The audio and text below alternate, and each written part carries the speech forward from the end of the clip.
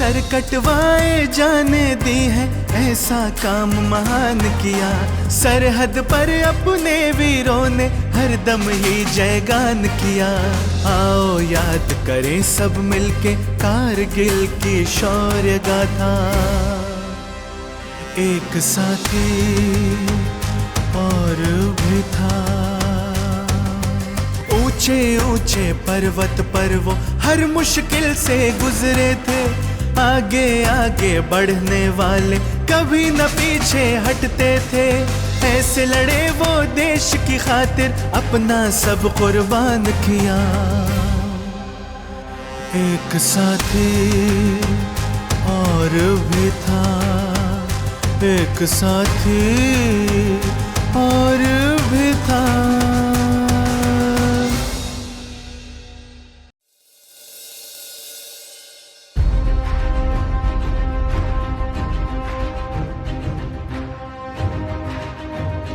जय हिंद, नमस्ते। मैं हूं श्रेयस तलपदे।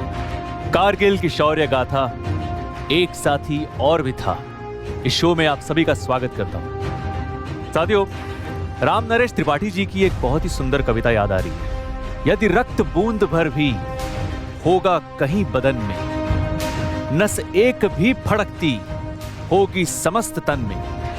यदि एक भी रहेगी बाकी तरंग मन में, हर एक सांस पर हम आगे बढ़े चलेंगे। वो लक्ष्य सामने है, पीछे नहीं टलेंगे।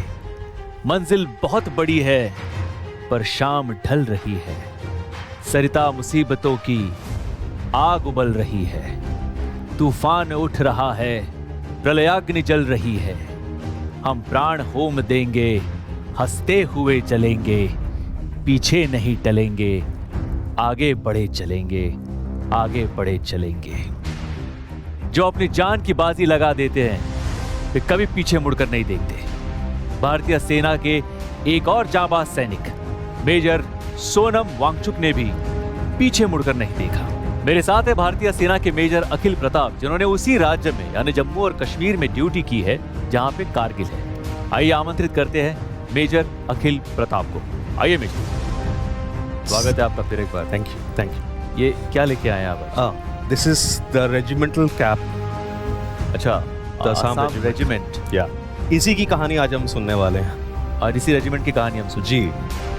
ओके, कुछ स्पेशल है इसके बारे में? ये रेजिमेंट बहुत स्पेशल है।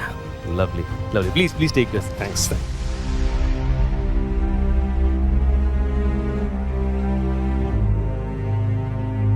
सो मेजर, मैं आपसे जानना चाहूंगा कि कारगिल युद्ध के आज के हमारे हीरो मेजर वांगचुक ने कारगिल युद्ध में अपना क्या योगदान दिया है। और उससे पहले हम देखेंगे मेजर वांगचुक की एक एवी।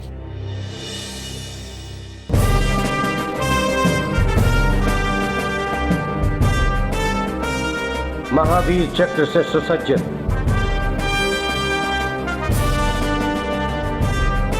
भारत मां के सपूत सोनम वांगचुक, जिन्होंने देश को विजय दिलाई। मेजर सोनम वांगचुक के असाधारण वीरता को देश सलाम करता है। मेजर वांगचुक की जब भी हम बात करते हैं श्रेयस, तो मुझे कुछ पंक्तियां, कुछ लाइंस याद आ जाती हैं। तुमसे हैं ये पहाड़, पहाड़ों को पढ़ने चला था मैं कि तुम टकरा गए। पहाड़ों पर चढ़ने चला था मैं कि तुम हरा गए। मैं तुमसे हारा हूं, दुश्मन से नहीं, क्योंकि मैं तुम्हारा हूं, उसका नहीं। ये अल्फाज, ये रोमानियत भरे अल्फाज या तो एक प्रेमी ला सकता है, जैसा फिल्मों में आप देखते हैं, आप खुद करते हैं। हाँ, मतलब मैं एज एन एक्टर तो वही इमेजिन कर रहा था। अपने अंदाज में ला सकते हैं, या एक पहाड़ी। जी। आज के एपिसोड में हम जिस भारतीय फौजी की बात करने वाले हैं वो रोमानी है कि नहीं मुझे नहीं पता, पर पहाड़ी जरूर है। ओके। महावीर चक्र विजेता major Sonam Wangchuk. Mahavir Chakra Vijay ji. A living legend, lion of Ladakh. Ladakh का शेर कहते हैं इन्हें। लद्दाख का शेर। जी। क्या बात है। जनाब मंजुल मंजर लखनवी जी की लाइनें, सरजमी तेरी ये जो खौफ से थर्राई है, सरजमी तेरी ये जो खौफ से थर्राई है, तुझको औकात मेरे देश ने दिखलाई है। तेरे नापाक इरादों पे गिराकर बिजली खाक में तुझको मिलाने की कसम खाई है। मेजर वांगचुक ने भी दुश्मन को खाक में मिलाने की कसम खाई थी। मेजर साहब, हम आपसे मेजर वांगचुक के बारे में और जानेंगे, लेकिन इससे पहले सुनते हैं कारगिल युद्ध के समय भारतीय सेना में जो अफसर रहे, आज के हीरो मेजर वांगचुक की कहानी उन्हीं की जुबानी। ये कारगिल जो है 99 में शुरू हुआ था, जहाँ पर पाकिस्तानियों ने एक बड़े पैमाने पर बहुत बड़े मैग्नीट्यूड में उन लोगों ने इन्फिल्ट्रेशन किया है। और ये इलाके जो थे काक्सर, मुश्को, द्रास और कारगिल के इलाकों में उन लोगों ने घुसपैठ किया और तकरीबन 10 से 15 किलोमीटर जो है कई जगहों में आके अंदर बैठ गए, ऊंची ऊंची पहाड़ियों पर तैनात होके बैठे।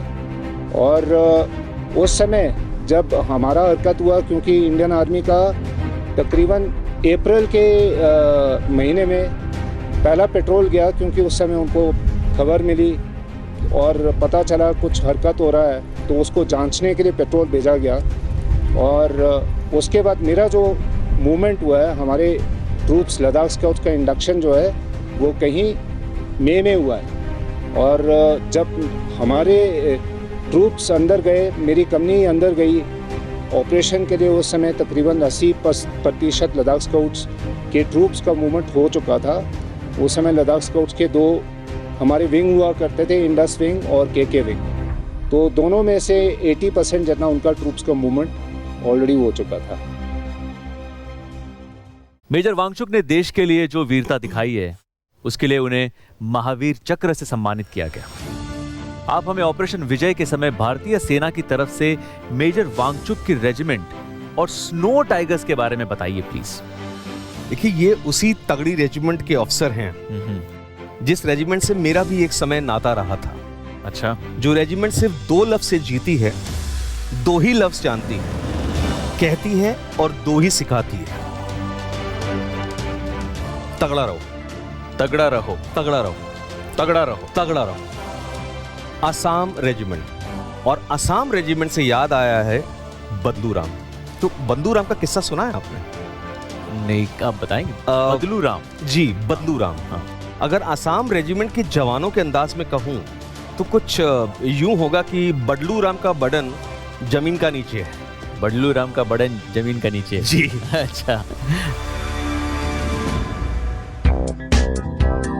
एक खूबसूरत लड़की थी, एक खूबसूरत लड़की थी, उसको देख के राइफलमैन, उसको देख के राइफलमैन चिंदी खींचना भूल गया, चिंदी खींचना भूल गया। हवलदार मेजर देख लिया, हवलदार मेजर देख लिया, उसको पिट्टू लगाया, उसको पिट्टू लगाया। बल्लू राम एक सिपाही था, बल्लू राम एक सिपाही था, जापान वार में मर गया, जापान वार में मर गया। क्वार्टर मास्टर स्मार्ट था, क्वार्टर मास्टर स्मार्ट था, उसने राशन निकाला, उसने राशन निकाला। बल्लू राम का बदन जमीन का नीचे है, बल्लू राम का बदन जमीन का नीचे है, बल्लू राम का बदन जमीन का नीचे है, तो हमें उसका राशन मिलता है। शाबाश हालेलुया, शाबाश हालेलुया। तो 1997 में 1997 में बदलू राम की रेजिमेंट से बदली होके मेजर वांगचुक पोस्टेड हो गए अपने घर की ओर, लद्दाख स्काउट्स। ये जो आप स्नो टाइगर्स की बात कर रहे थे जी, ये लद्दाख स्काउट्स है। ओके। और ये Assam regiment. So he was originally from Assam regiment, okay. He got deputed to Ladakh scouts. Okay. और सोनम का स्वागत सोनम और सोनम ने किया। मतलब मैं समझा नहीं। जी, मतलब सोनम के पिताजी का नाम भी सोनम है और उनकी माताजी का भी, मतलब मेजर साहब के माँ बाप का। मतलब तीनों के नाम सेम है? जी, सोनम। जी, वेरी इंटरेस्टिंग। और उनका उसी वक्त उनका एक छोटा सोनम भी पैदा हुआ। अच्छा, उनका नाम भी सोनम? जी, बड़ा प्यारा परिवार है उनका। अमेजिंग। तो मेजर साहब हमें मेजर वांगचुक के बारे में और भी बताएंगे, लेकिन एक छोटे से ब्रेक के बाद। एक साथी और भी था। कारगिल का युद्ध ऐसा था जिसमें एक तरफ तो मौसम बहुत ही खराब था और दूसरी तरफ भौगोलिक कठिनाइयां बहुत थी। भारत पाकिस्तान की सीमा पर डटा खड़ा हिमालय हमारी रक्षा तो करता है, लेकिन हमारे लिए उसकी ऊंचाई बहुत अधिक है। पाकिस्तान की तरफ से उसकी ऊंचाई कम है। पाकिस्तानी सैनिक और उग्रवादी बड़ी संख्या में वहां आकर जम गए थे और उनके इरादे नेक नहीं थे। उनके मंसूबे थे कि जब तक भारत को पता चले तब तक वे हमारी बहुत सी जमीन पर कब्जा कर लें और युद्ध की स्थिति में वे हमें हमारी धरती पर ही मार सकें। लेकिन भारतीय सेना के जज्बे को सलाम, जिसने कठिन से कठिन परिस्थितियों में भी शत्रु सेना को हराया और उसे पाकिस्तान की धरती पर खदेड़ दिया। मैं आपको कारगिल युद्ध की ये अनसुनी जानकारियां आगे भी बताऊंगा। पहले आज के हमारे हीरो मेजर वांगचुक के बारे में कुछ और जानते हैं। तो मेजर साहब, मुझे बताइए कि मेजर वांगचुक को लड़ाई में जिस पोस्ट पर कब्जा करने के लिए भेजा गया, वहां की क्या कठिनाइयां थी?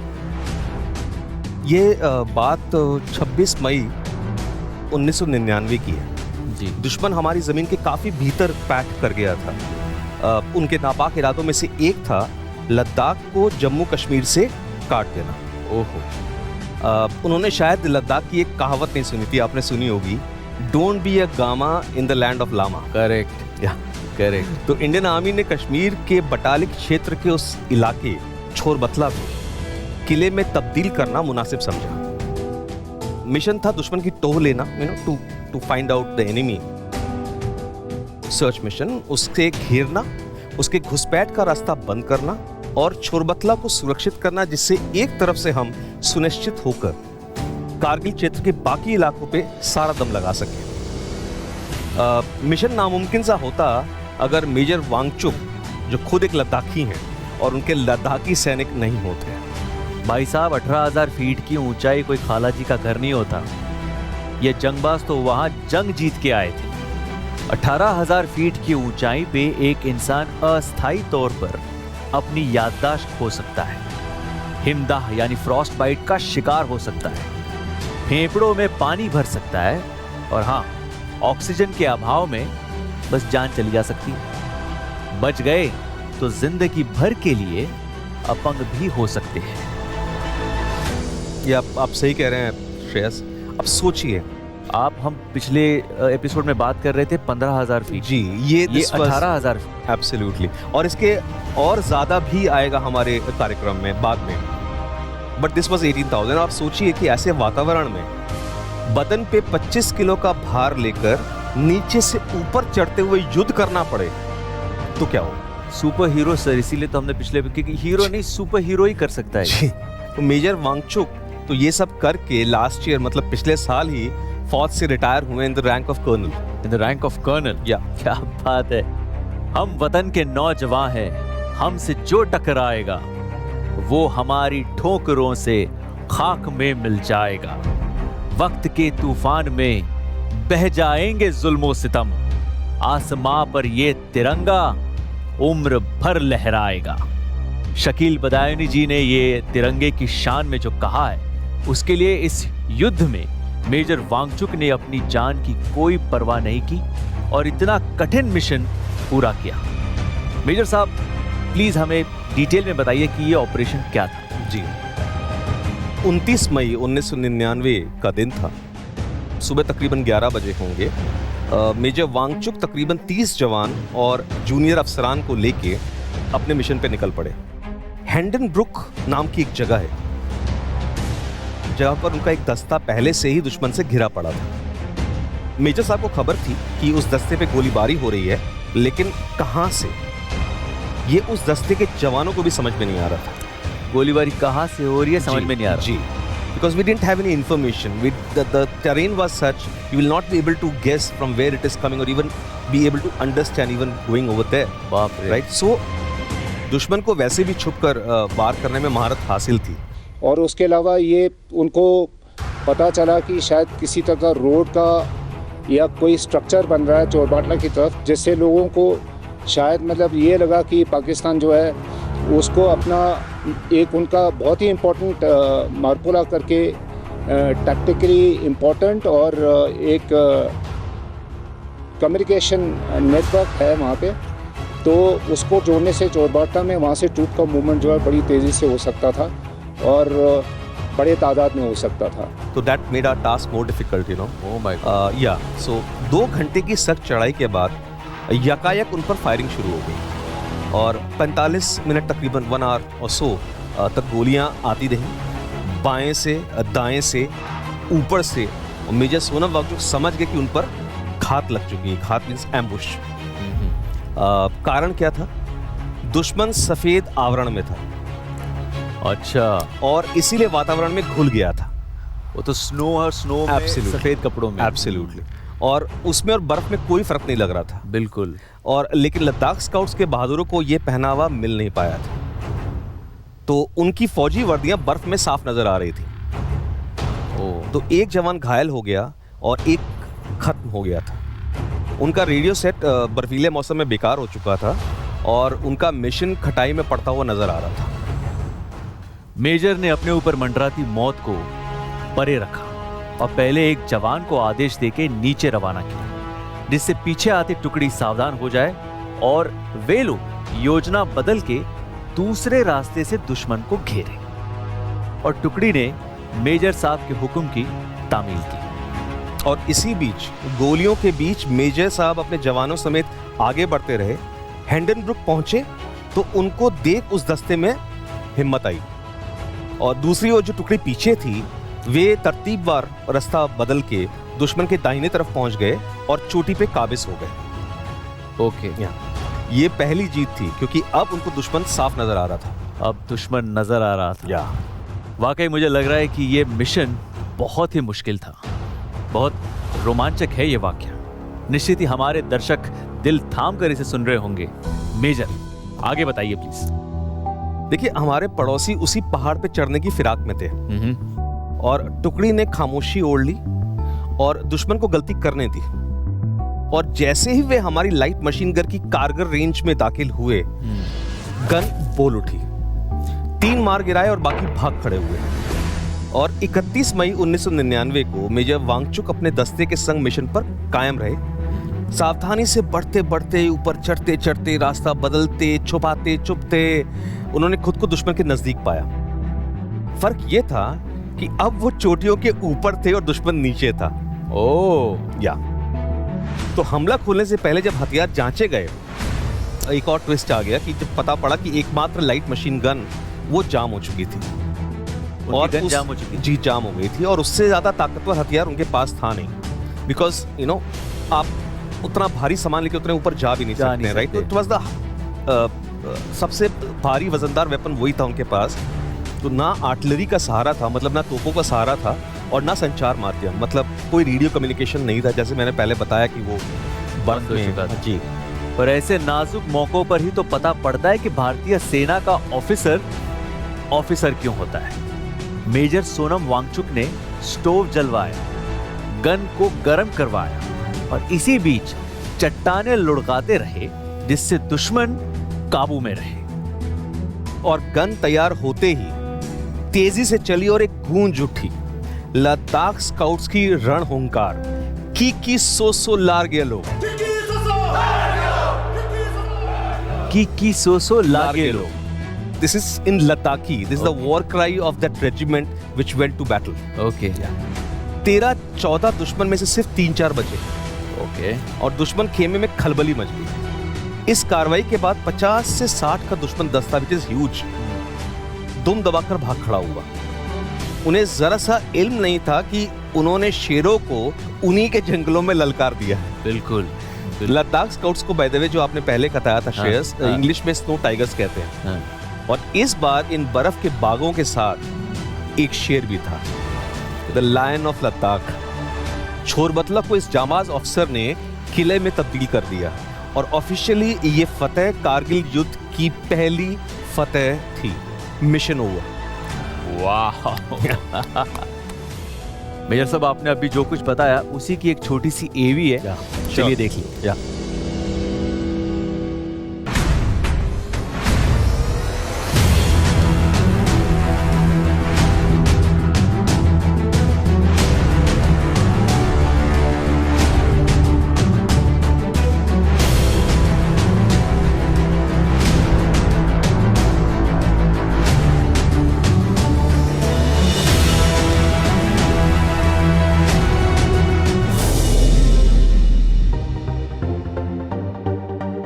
साथियों जरा रुकिए, एक छोटा सा कमर्शियल ब्रेक लेके तुरंत वापस आ रहे, कहीं मत जाइएगा। एक साथी और भी था।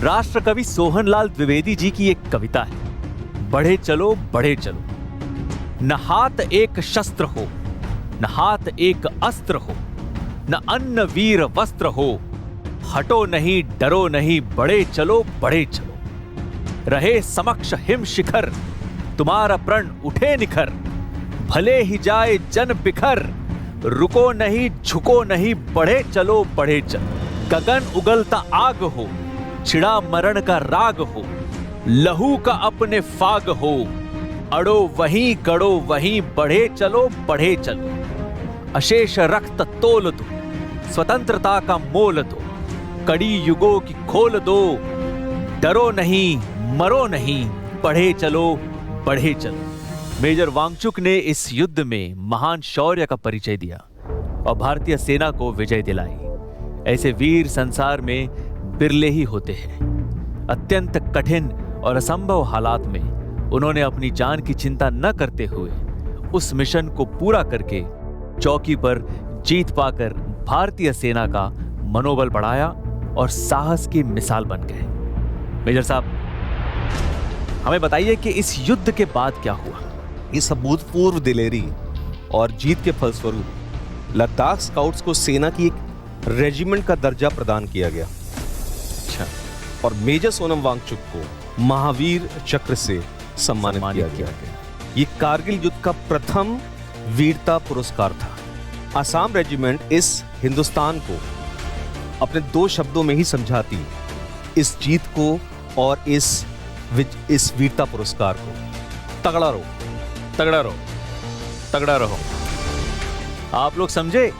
अगर समझ सकते हैं तो याद रहे, मेजर सोनम वांगचुक है तो हम हैं। अगर समझ सकते हैं तो याद रहे, एक साथी और भी था। आइए मिलते हैं मेजर वांगचुक के परिवार से और देखते हैं ये एक छोटी सी एवी।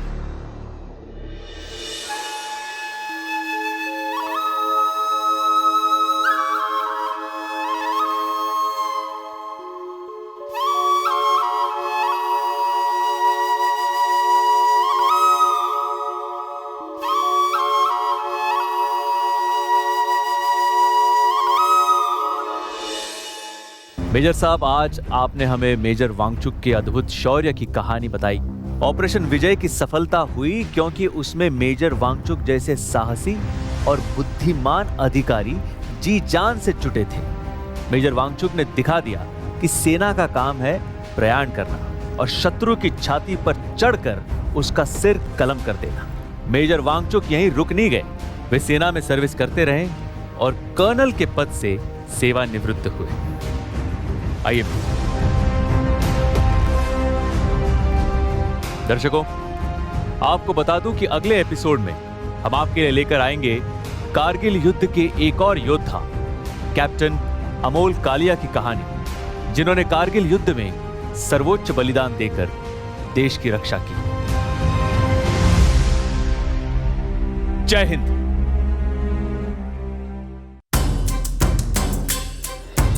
सर कटवाए जाने दी है, ऐसा काम महान किया।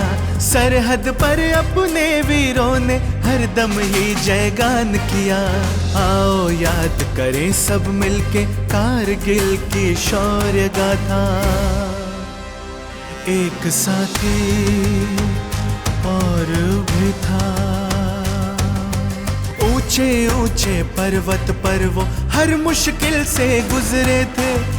आगे आगे बढ़ने वाले कभी न पीछे हटते थे। ऐसे लड़े वो देश की खातिर, अपना सब कुर्बान किया। एक साथी और भी था।